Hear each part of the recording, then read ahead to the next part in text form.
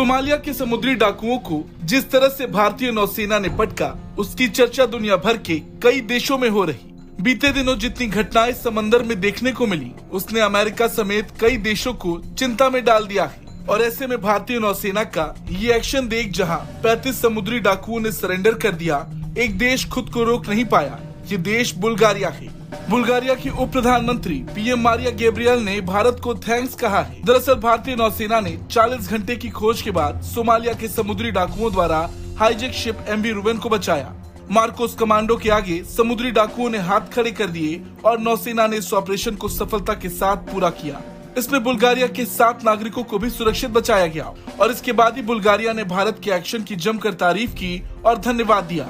Bulgaria की उप प्रधानमंत्री मारिया गैब्रियल ने आभार व्यक्त किया और कहा कि आपके समर्थन और महान प्रयास के लिए धन्यवाद। हम चालक दल की सुरक्षा के लिए मिलकर काम करना जारी रखेंगे।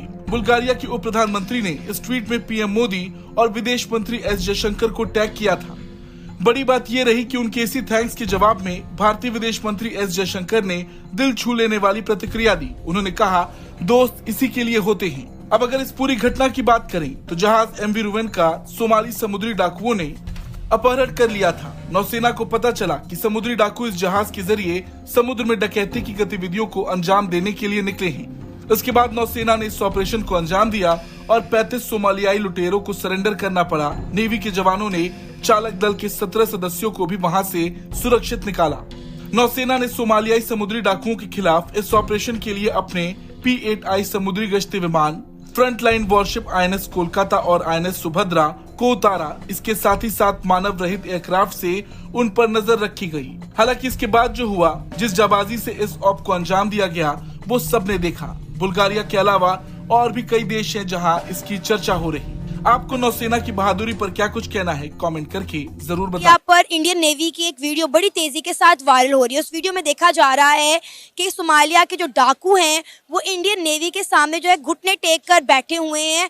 और इंटरेस्टिंग बात यह है कि सोमालिया के डाकुओं से इंडियन नेवी ने एक शिप को रेस्क्यू किया है जो 3 महीने से सोमालिया के डाकुओं के कब्जे में था। और मजे की बात यह है कि जितने लोग उन्होंने रेस्क्यू किए हैं, जितने ममालिक के वो लोग थे, उन ममालिक के मिनिस्टर इंडिया का तहे दिल से शुक्रिया अदा कर रहे हैं। क्या कहना चाहेंगे? इंडियन नेवी जो है वो इंडियन ओशन पर इस वक्त राज कर रही है।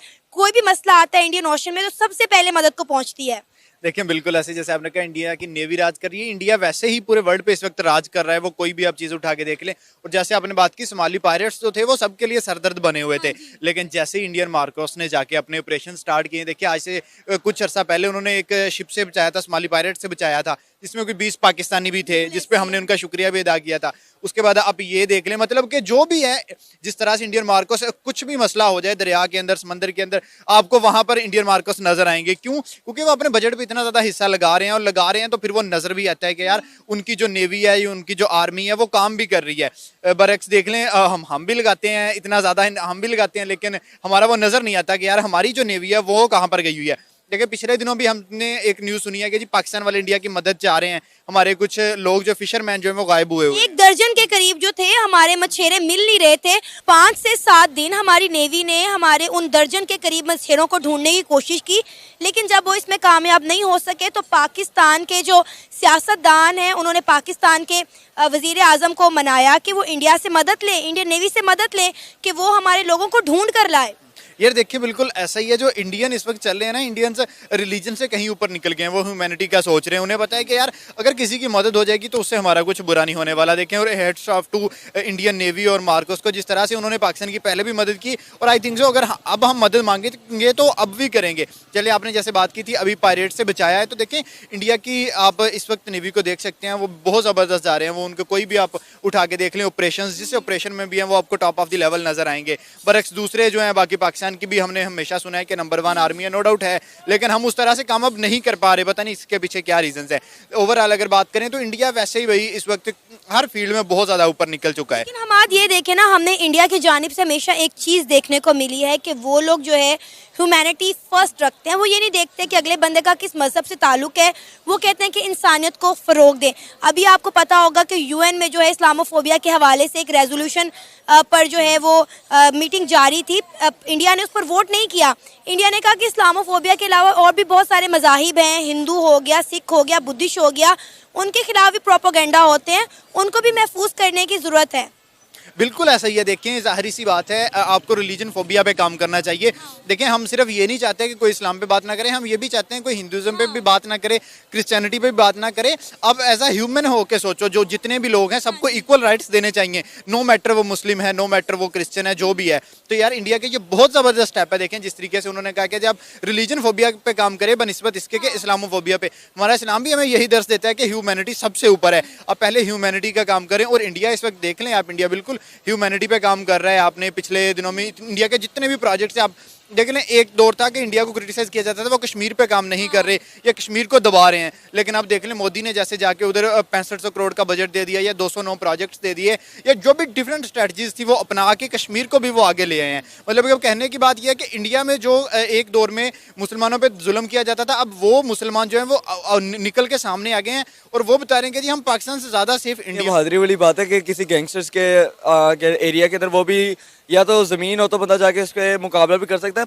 पानी के ऊपर इस तरह रेस्क्यू करना, वो भी शिप जिसके अंदर काफ़ी लोग भी थे, तो उनकी जानों की हिफाजत करना, ये तो एक होता ना, समझ लें एक ये ना सुपरमैन वाली फीलिंग आ गई है कि यार एक सुपरमैन जैसे मार्वल डीसी कॉमिक्स वाला ने जाके दुनिया नहीं जैसे बचाई, वैसे समझ लें कि वो शिप के अंदर जो एक लोग थे वो एक छोटी सी दुनिया थी और इंडियन नेवी ना आयरन मैन वाला रोल प्ले करके जाके इन लोगों को बचाया।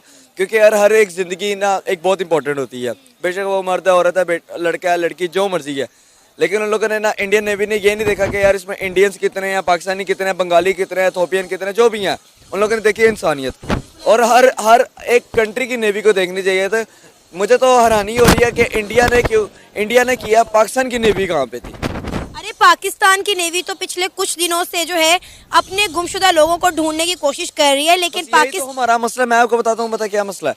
अब दोनों मुल्क के अंदर हमारे में ये बहुत बड़ा डिफरेंस है कि इंडिया की नेवी करती है रेस्क्यू, अपने ओशन के इर्द गिर्द घूम के अपने क्या कहते हैं सी लेवल को प्रोटेक्ट करती है। ड्यूरिंग सबमरीन के अंदर भी वो करती है, इवन के हर जगह से वो अपने आप को प्रोटेक्ट कर रही है। पाकिस्तान की सबमरीन की जो है वो क्या काम करते हैं मैं आपको बताता हूँ। कराची के अंदर जो हमारा जो गलती से हमें पाकिस्तान का में पानी का हिस्सा मिल गया ना, वहाँ पे हम लोग ना 14 अगस्त को जहाज़ को ना पानी से बाहर निकाल के लोगों को दिखाते थे कि भाई जहाज़ है हमारे पास, लेकिन जहाज़ इज़ अ गे, वो चल नहीं सकता किसी के लायक।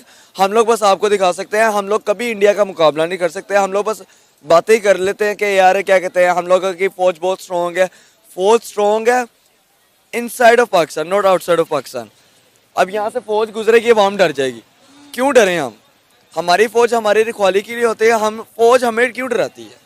फ़ौज तो हमारे निगरान है, हम लोग तो फ़ौज से मोहब्बत करते हैं, लेकिन फ़ौज भी हमें कोई आउटकम दे ना जिससे हम लोग दुनिया में सीना चौड़ा करके घूमें। अब आप देखें कि इंडियन नेवी ने पिछले दिनों भी एक शिप को रेस्क्यू किया था जिसमें 20 पाकिस्तानी भी थे, और अभी भी हमारे कोई 1 दर्जन के करीब जो मछेरे हैं वो नहीं मिल रहे। तो हमारी जो नेवी है उनको काफ़ी दिन तलाश करती रही, लेकिन बाद में शहबाज शरीफ साहब को इस बात पर रजामंद किया गया कि वो इंडिया से बात करें, इंडियन नेवी से मदद ले कि वो हमारे लोगों को रेस्क्यू करके लाए। बस यही तो सारा मसला ना, खुद हम कर नहीं सकते, हम सायों से हम लोगों ने वो क्या कहते हैं भीख मांग ली कि हमारी मदद कर दे, हमारी मदद। वो भी हम साए जिन्हें हम कहते हैं कि हमारा दुश्मन मुल्क है। वही तो मैं कह रहा हूँ, हमारा दुश्मन मुल्क है, लेकिन हम लोग अपने दुश्मनों के आगे भीख मांग रहे हैं।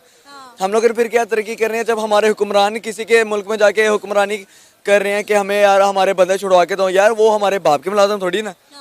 अब बिल्कुल मैंने भी वो वीडियो देखी है, तो बहुत अच्छा लगा है कि इंडिया जो है इस वक्त मतलब हर किसी की जो है सपोर्ट कर रहा है। वो वीडियो जिस तरह आपने बताया कि मतलब उसमें काफ़ी ज़्यादा लोग थे जिनके वो रेस्क्यू किया है इंडियन नेवी ने। तो इंडियन नेवी का तो हम भी शुक्रिया अदा करते हैं कि उन्होंने ये नहीं देखा कि ये हमारे इंडियन है या कोई और है, उन्होंने बस यही देखा है कि वो एक इंसान है और इंसानों की जो जान है वो मुश्किल में है, तो हमें इनकी हेल्प करनी चाहिए। तो यहाँ से आप जो है इंडिया का अंदाज़ा लगा सकते हैं कि उनकी मतलब सोच अब किस लेवल पर जा चुकी है। अब वो ये नहीं देखते कि ये जो है हमारे जो है कह लें कि दोस्त हैं या फिर दुश्मन है, वो ये देखते हैं कि मतलब ये इंसान है, हमें इनकी हेल्प करनी चाहिए। तो यहाँ से मतलब उनका एक माइंडसेट जो है जिस तरह आप कह लें। भारतीय सेना 40 घंटों तक हमला करती रही।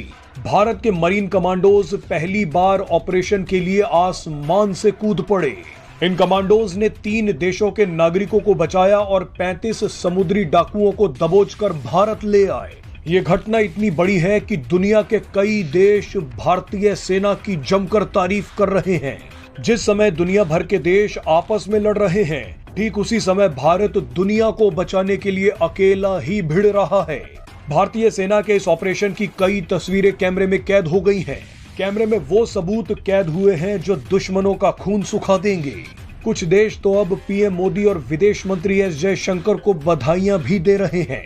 अब आपको दिखाते हैं कि भारत ने कौन सा बड़ा ऑपरेशन कर दिया है। दरअसल पिछले साल 14 दिसंबर को सोमालिया के समुद्री डाकुओं ने MV रुएन नाम के एक जहाज को हाईजैक कर लिया था। उस जहाज के चालक दल में अंगोला, बुल्गारिया और म्यांमार के 17 लोग शामिल थे।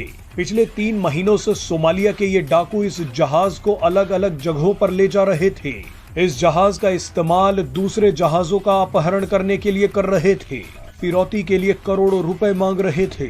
कोई भी देश इन 17 लोगों को समुद्री डाकुओं से बचाने नहीं आया, लेकिन भारत चुप नहीं बैठा। भारत लगातार इस जहाज को ट्रैक कर रहा था और फिर वो दिन आया जब भारत ने बड़ा फैसला लेते हुए इन 35 समुद्री डाकुओं को उनकी औकात दिखा दी। भारत से 1400 नॉटिकल माइल्स यानी 2600 किलोमीटर दूर इस जहाज को लोकेट कर लिया गया। भारत ने अपना समुद्री drone, guided missile destroyer, helicopter और C-17 विमान में मार्कोस कमांडो भेज दिए। सोमालिया के डाकुओं को घेर लिया गया। दोनों तरफ से ताबड़तोड़ फायरिंग शुरू हो गई। इस फायरिंग के बीच मरीन कमांडोज ने आसमान से छलांग लगा दी। इन कमांडोज ने 35 के 35 डाकुओं को दबोच लिया। अब इन सभी को सजा देने के लिए भारत लाया गया है। पिछले 3 महीनों से मौत के साए में जी रहे 17 लोग आजाद हो चुके हैं। अपने 7 नागरिकों को आजाद देख बुल्गारिया की उप प्रधानमंत्री और विदेश मंत्री मारिया गैब्रियल ने भारतीय नौसेना को धन्यवाद कहा है। पीएम मोदी और विदेश मंत्री एस जयशंकर का भी आभार व्यक्त किया है।